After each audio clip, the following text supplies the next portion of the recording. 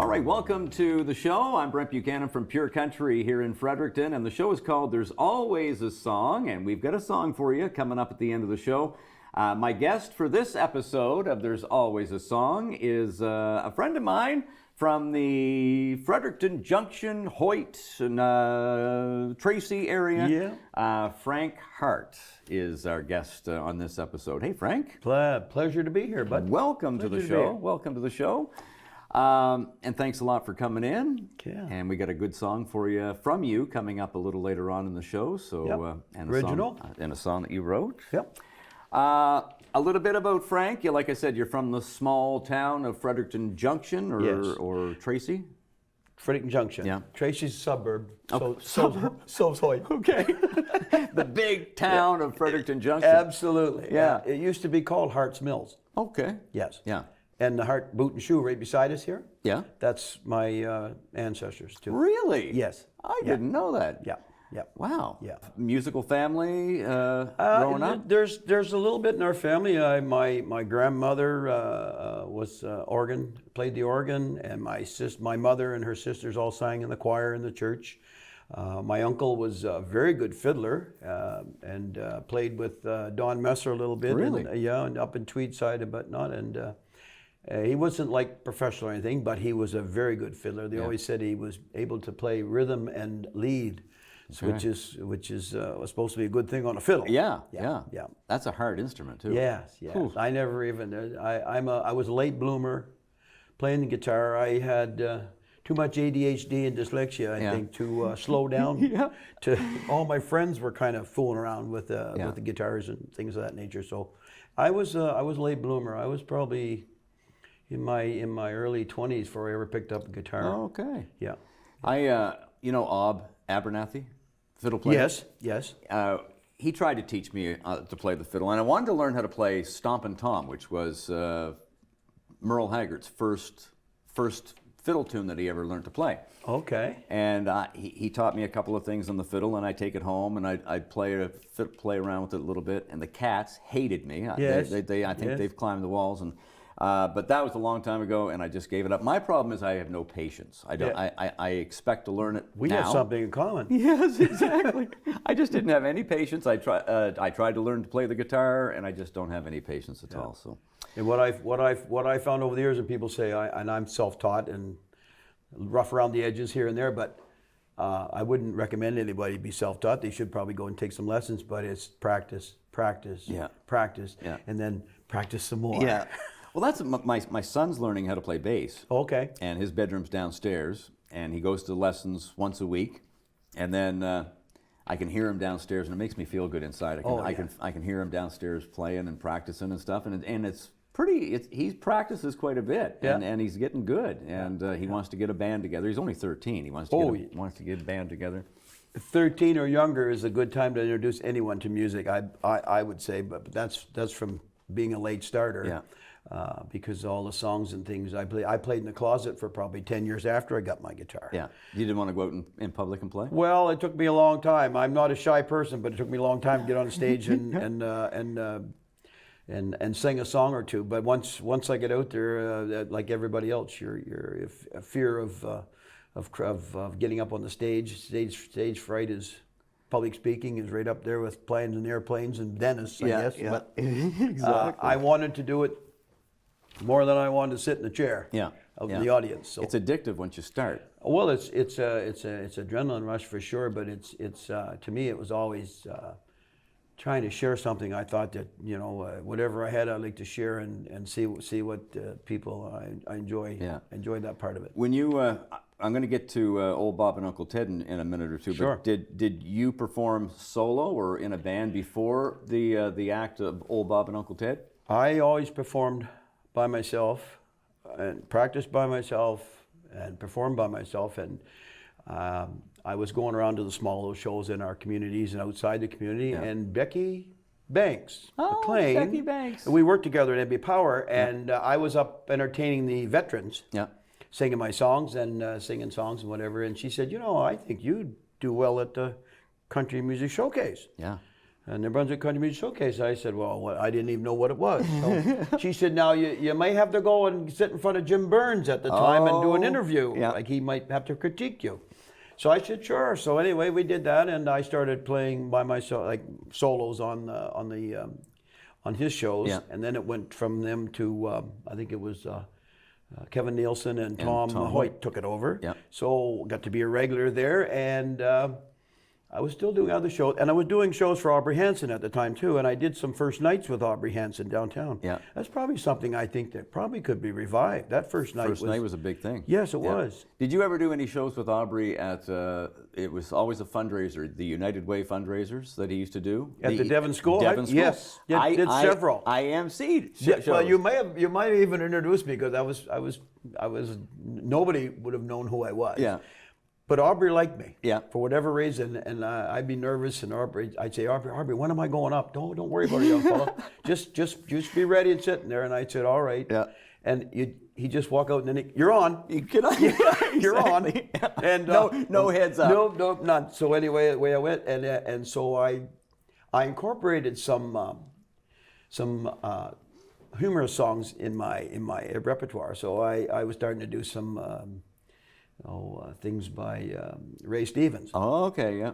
And I used to do this impression of "It's Me Again, Margaret," and he just loved it. He just thought that was something else. Yeah. And so as I went on, that's when my buddy Dean and I got together, Dean and Mott, and he'd been in bands before when he was younger and all that kind of good stuff. So we started putting skits on in our local communities and outside, and of course, that's how it works. Word of mouth, and hey, could you guys come and play at our party? We're talking now about old Bob and Uncle Ted. Yeah, the boys from Piscataquis. Piscataquis. Yes. Is there such a place? Yes, there is. Yes, there is. It's not a fictitious place like some people would believe, because sometimes when our act was going quite well and we would be down around St. George or St. Stephen, they took a little bit of offense to the fact that we were making fun of Piscataquis. Is that where that's from? Yes, the stream Piscataquis runs down around Mount Pleasant and goes around the other side and empties into the Macadavie River, and I have a cottage in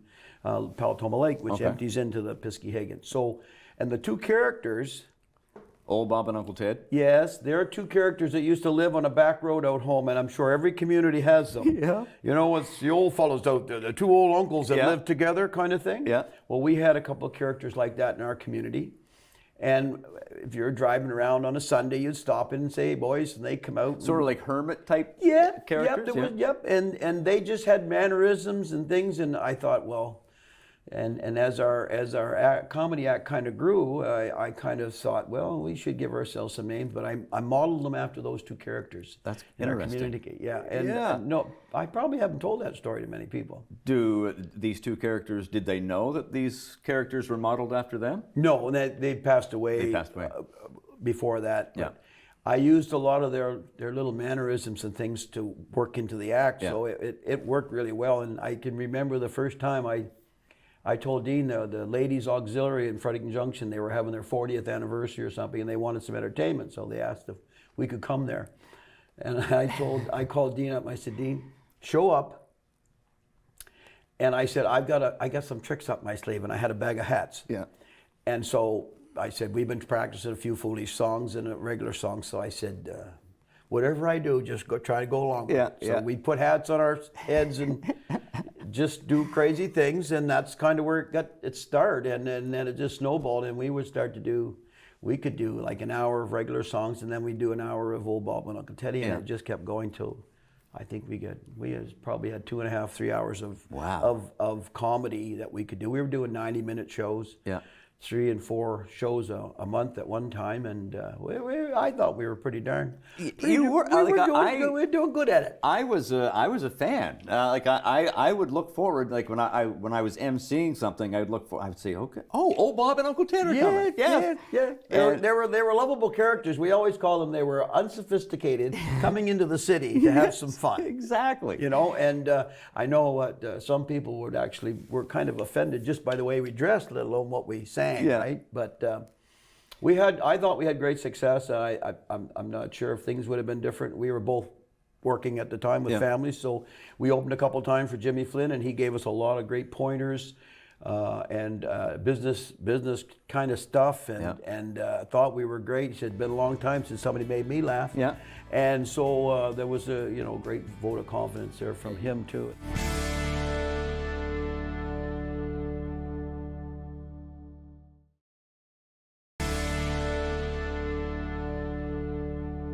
I think doing a comedy sketch or a comedy act, you might get typecasted. That was the other thing. We were. Yeah. I think in the end, because I used to do a lot of solo stuff by myself. Yeah. And then Dean would do stuff. Sometimes he would play with a little band or something. He'd go do his thing, and so then we would do the comedy. We'd mix it up. We would have half and half. Yeah. And then it got we got a big demand. Well, we want your comedy. Yeah. So we were doing like anywhere from 45 minutes to 90-minute shows. Yeah.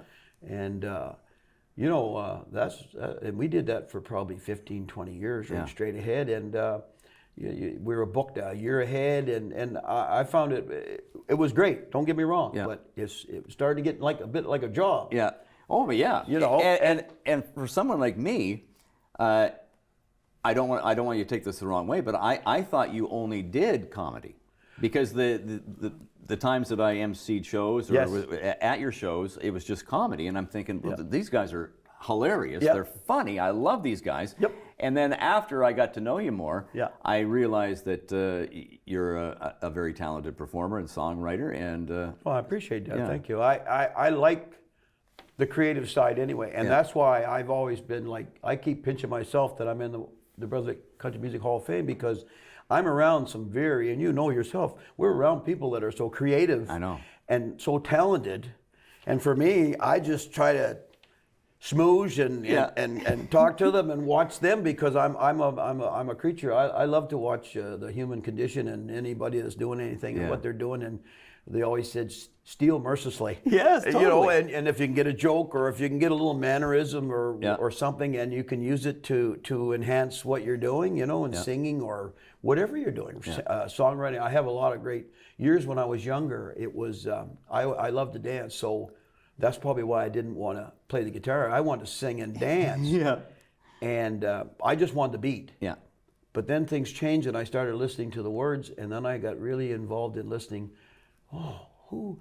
And I'd say, well, so-and-so must have wrote that song. Well, I'd look it up, and no, he didn't write that song. Who wrote it? Well, then you go and you start doing research. Exactly. So I really like some of the songwriters. So I started going to some of them. I love the big names and the little names, and the guys that are in the background. Some of them down there in Nashville. I mean, man, just listen to how some of those songs came to be. It just amazes me. And that's what I like. I like to hear the story behind the song. That's what I really like to.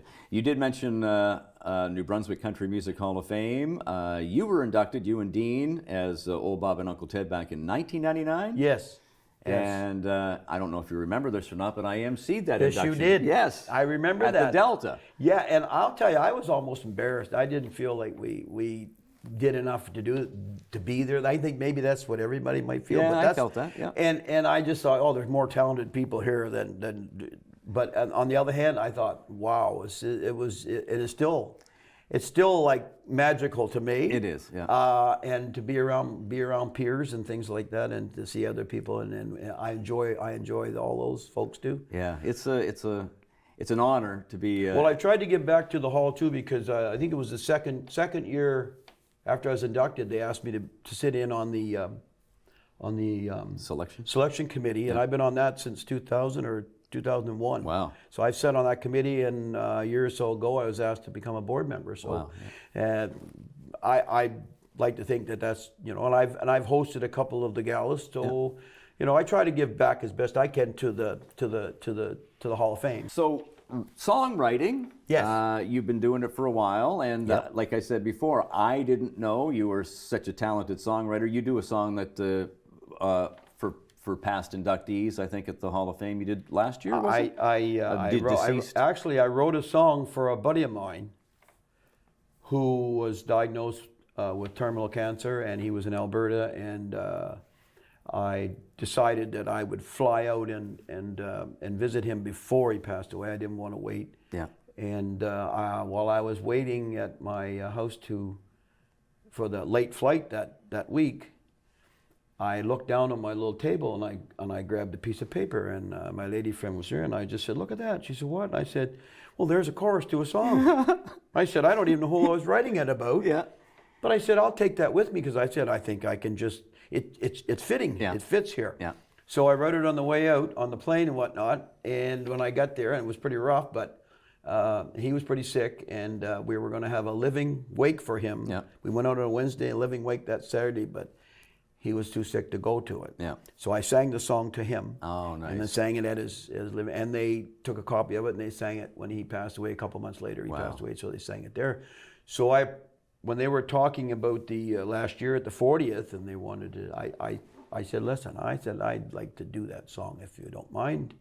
And so I sang that song there. It's a beautiful song. Yeah, and it's almost for, and again, it's like, I don't know, I don't know how you take courses or whatever. I think you just dive into it. Like I said, ADHD and dyslexia, I wasn't that great at English language, Yeah. let alone spelling. Yeah. So I find it kind of ironic that I can write a few songs that seem to rhyme, or I like the storytelling part. Yeah, and that's what country music songs are really all about. You know, there's that's what really gets me is like the Tom T. Halls and the Yes. Chris Christophersons. Yes. That tell a story when they're writing a song.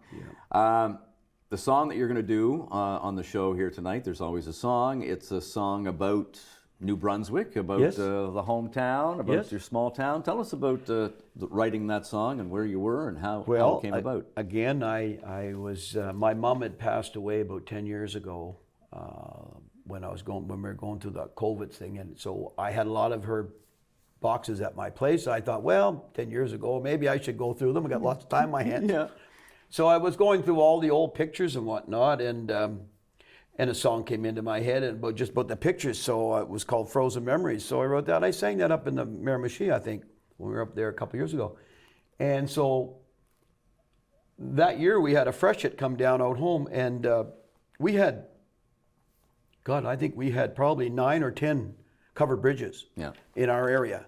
I'm from Sussex, so there's all kinds of covered bridges. Yeah. There was. Yes, there was. There was. And we've lost pretty near all of them. Like, so that spring, when I was in my quarantine, the freshet came down, and it was out home that was called the Bell Bridge, and we were losing the Bell Bridge, and everybody was on internet going, "Oh my God, we're going to lose the Bell Bridge." And well, then they all started flooding in. "Oh, I went down there, I kissed my first girlfriend there, and I got my name in the wall there. All these memories. I spun my tires there and smoked her up." Yeah. And they were all going on and on and on about all their memories. And as the bridge was being peeled away, and some people were very emotional about everything, and I got thinking, gee, what does that mean to me? Mm-hmm. So I sit down, and I don't know where it come from. It was something that it reminded me of. Every once in a while, I think we all have times when we just like to go back for a moment. Exactly. You don't want to go back forever. No. But just a moment in time to sit with your grandfather, or sit with some of your buddies, or go to visit a place that you in your youth. Yeah, exactly. So that's kind of that was the reason. I think it just kind of came together, and I just kept adding to it as I went along, the things that I did that I would like to go back. And not just you, but I think it relates to everybody. Oh, absolutely. Yeah. And I again, like, I don't know if you intentionally write that way. I suppose you could, but I try to write universally. Yeah. It may be personal in some areas, but on the other hand, I think it's relatable to other people, and I think that's the key to writing good songs is if it moves me, hopefully it moves someone else. Exactly. No, it may not. Oh, It may not, but you never know, right? That's the beauty of it. I've heard this one. Yeah. And it relates to me. Yeah. From being from Sussex, being from a small town. Yeah. And even going to a small town nowadays, like to Minto or Chipman or all these small towns, the song relates to I think pretty much anybody that lives in New Brunswick or lives in Canada in a small town. I think. Yeah, and a lot of the small towns are hurting right now. I mean, it's just a sign of the times, I suppose. I mean, there's a couple areas out home that always had a couple of garages and a gas pumps in a store or two. Yeah. They're all gone. I know. Again, it's that they're all gone, those places, and it's the same with the covered bridges. Trains are still kicking around, but they're from another era. Yeah. And that's probably what the song is about, is just you're reminiscing. You don't want to go back there forever, but boys, it'd be nice to go back. It would be nice to step back a moment, in time. Just for Me a and my moment. grandfather, we used to fish on Mill Stream, just outside of Sussex. So Yep. I'd love to go back Yes, to that. stand there in the river. Exactly, just for What do you a think half of this? hour. Yes, Yeah. yes. And Yeah. the questions you'd like to ask somebody. Yeah. And yeah, that's. If we only had a that's good time stuff. machine. Yes. Yeah. Yeah. Absolutely. So yeah, we're going to hear that song. What's the name of the song? My hometown. My Hometown. Yeah. All right. So There's Always a Song. That's the name of the show. And as promised, we have a song for you. It's coming up by Frank Hartt right after this.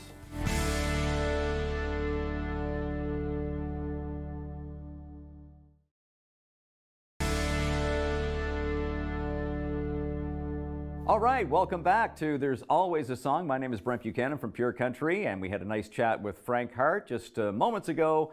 And now he's got the guitar and he's ready to do an original song, a beautiful song called My Hometown. Frank Hartt. All right.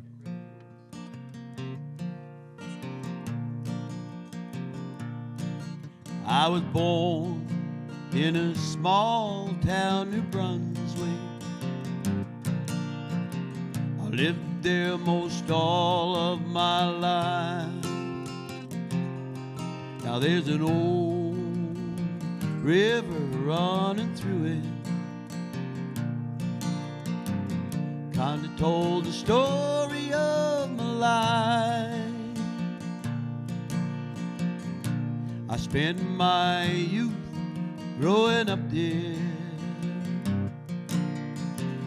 Old cars are swimming, oh good friend.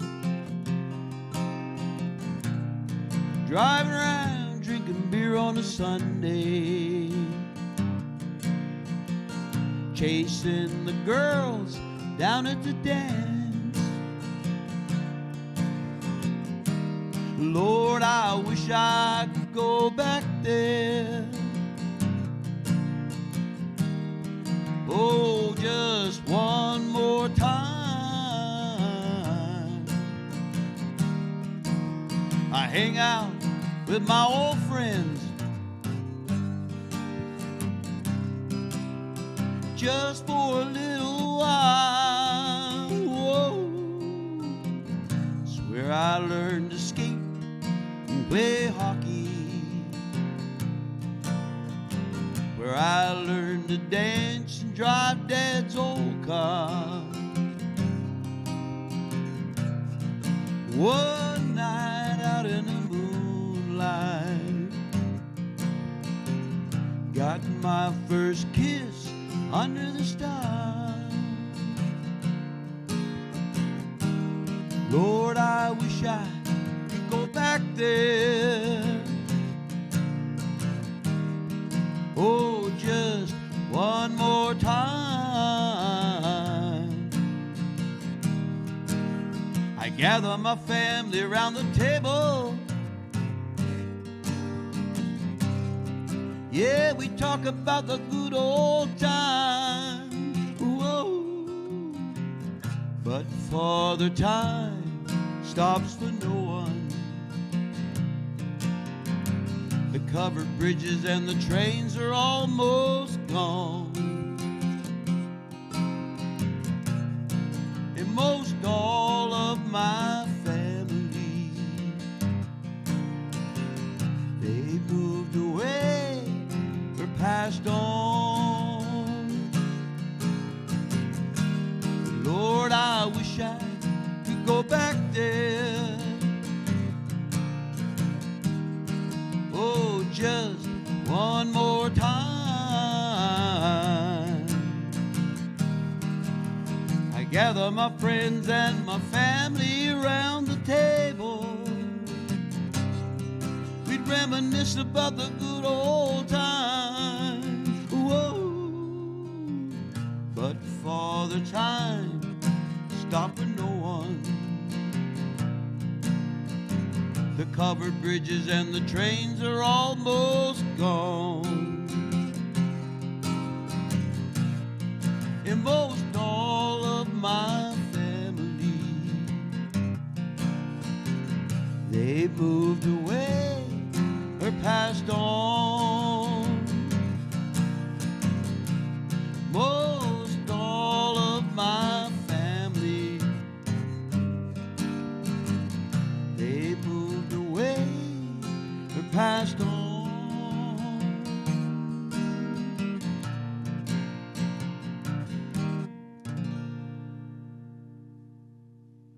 All right, Frank Hartt, thank you so much. New Brunswick Country Music Hall of Famer and my hometown. Thank you for tuning in to There's Always a Song. My name is Brent Buchanan from Pure Country, and we will be back again with a new episode. If you know someone that writes their own material and would like to be on the show, find me on Facebook, send me a message, and I would love to have them on the show. So thank you so much for tuning in.